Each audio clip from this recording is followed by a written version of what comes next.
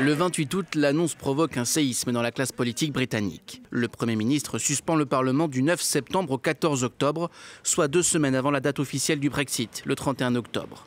Les détracteurs de Boris Johnson dénoncent un coup visant à réduire le Parlement au silence sur la sortie du Royaume-Uni de l'Union européenne. Nous ne sommes plus dans une démocratie normale.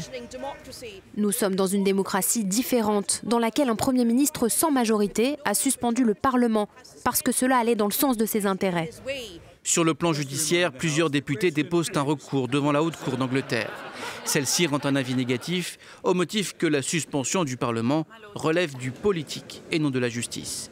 Mais le 11 septembre, la Haute Cour d'Écosse, cette fois-ci, juge la décision du Premier ministre illégale. D'après les juges écossais, la suspension était vouée à entraver le travail des parlementaires. Boris Johnson rejette ces accusations. Je veux souligner que notre gouvernement respecte totalement la loi, la justice. Et nous pensons aussi qu'il est tout à fait légitime que le Parlement ait voix au chapitre et il aura suffisamment de temps jusqu'à la fin octobre pour le faire.